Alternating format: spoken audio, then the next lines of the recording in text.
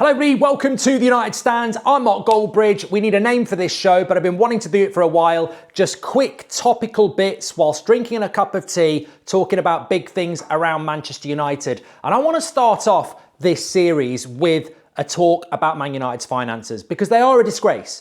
And I'm tired of hearing people going, it's finally happening at INEOS. It's finally happening with INEOS. The signings are good. Things are finally starting to happen. They're not. You Glazerite smoke screeners.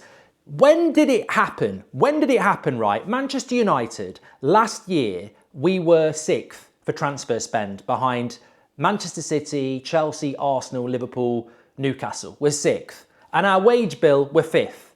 So what's happening? What's happening with INEOS? What's happening that's heading in the right direction for Manchester United? Because I tell you what, the reason Atletico Madrid and Villarreal don't win La Liga is because Barcelona and Real Madrid, year on year, spend lots of money. And ultimately, you will buy flops and you will recruit bad managers, but if you keep doing it, you will win. For years and years and years, Manchester United spent big money, big wages on good players and dominated the Premier League. In fact, that's a great point. At what point did that just become not a thing anymore?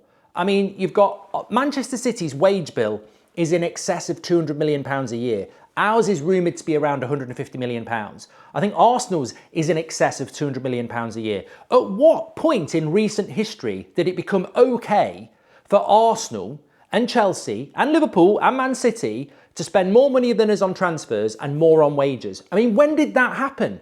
Manchester United used to dominate the Premier League. Arsenal, Chelsea, Liverpool, even Man City, okay, they were rivals, but they were in our shadow. And what we've done over the last 10 years is actually put ourselves in the shadow. So much so that teams like Newcastle and Aston Villa are catching us up. And we've got an opportunity at the weekend with protests to protest about this sort of stuff. But you've got certain United fans going, things are starting to happen. They've got the expectations of a Stoke fan. You've got the expectations of bloody roadkill.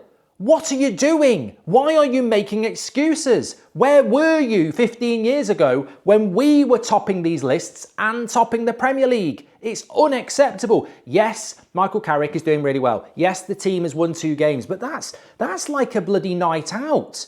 That's like a first date. We're talking about a marriage that's been going on for years here. This is a huge, huge issue, and it's one that seems to be swept under the carpet by the mainstream, ignored by ex-players and some fans. It's amazing to me that we just leave this like it doesn't matter when it's the most factual thing. When I assessed the Fulham game in the preview, there's a lot of if, buts and maybes. It's gone off. It was me on the screen behind. Let's get that back on. There he is. There he is. There's a lot of if, buts and maybes when you're talking about Champions League football, how we're going to perform against Fulham. But the facts are, last year, Manchester United for spend were in 6th place. Newcastle were 5th. Arsenal were 4th. Chelsea were 3rd. Liverpool were 2nd. And Man City were 1st for total spend in 2025. Now look at league positions. Correct me if I'm wrong. City were in the top 4, Liverpool won the league, Arsenal were 2nd, Chelsea were in the top 4, and Newcastle were in the top 5. And yet across 2025, when they were the top 5 teams in the league, they then went and spent the top 5 in the league as well. Man United finished 15th. So we're behind these teams anyway, but we're not going to spend it. And then wages, okay, we're ahead of Newcastle. I'd expect that. Newcastle have got PSR, FFP, BS, whatever it is. But we're still 5th. For wages, we're still 5th. Now, we can talk about Amorim, we can talk about Carrick, we can talk about Sir Jim knowing nothing, we can talk about wonderful Wilcox, but the reality is, at the very top of the club, this is an issue.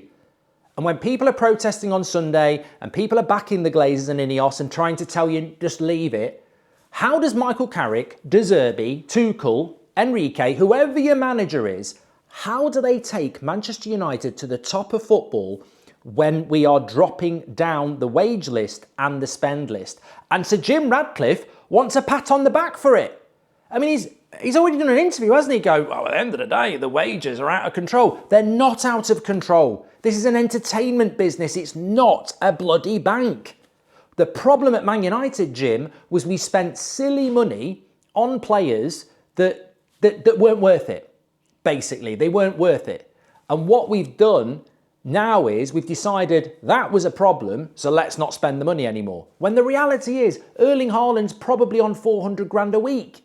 Maybe even more than that, but he's the best striker in the world. You do get what you spend, you do get what you pay for, but what we've done for years is pay silly money for crap. That shouldn't stop us spending, but there are fans out there that love it. They're like, well, gosh, good old work, Sir Jim. He's making us spend less money, and they're prats because they don't realise that the money that we're spending needs to be spent. We need to spend more of it. Like the January transfer window is about to close and we're not going to buy players, and people will go, wow, the wage bill's coming down. Yeah, because we're not bloody buying players. We're getting rid of players and we're not replacing them. We're replacing them with cheap and young. And that's great if they become good players, but it's a false economy because if Dorgu becomes world class in 3 years' time, and no one's ever spoken about this, by the way, so United are trying to sell this story that we're getting rid of Casemiro, we're getting rid of Rashford, we're getting rid of Bruno because they're on 300 grand a week, and we're going to bring young players in. But what they won't tell you, or maybe they've not figured it out, is that if Casemiro goes and Baleba comes in, and Baleba's on, I don't know, 100 grand a week because he's 22, and Casemiro goes, well, we've just saved 200 grand a week, the wage bills come down even more, and everyone gets excited. And then in 3 years' time, Baleba's flopped, waste of money, or he becomes one of the best midfielders in the league. In 3 years' time, he knocks on the door and he says, I want 300 grand a week. And Man United say no, and he goes, I'm off to Real Madrid. So there's no longevity in this stupid plan either. It's just, you know what it is? It's like somebody that buys a business and basically knocks it down to the bare bones to make it profitable. But this is football, not business. So look, that's my starter for 10. Let me know your thoughts. I need a name for this show as well, but look, it is a concern. And I want to do more of these videos that are a little bit less about the now and more about specific topics. But it concerns me big time that we are now 5th in the wage bill in the Premier League and 6th for total spend. Those positions barely get you in the Champions League. And also, we're going to keep knocking it down. What happens when Newcastle and Villa are spending more money than Man United? How did it get to a point where Arsenal and Liverpool were spending more than Manchester United? And this is why, over the last 12 years, we've not been in the Champions League 50% of the time. Because you do get what you pay for. There are still morons out there who think, well, you shouldn't have to spend money to be successful. It's entertainment. It's football. You get what you pay for. The best players go for the most money. Simple. Smash a like on the video if you like it. Give me some comments. Also, let me know anything else you'd like me to talk. And we need a name. T-Bridge. Tea time. Tea time with Goldbridge. I don't know.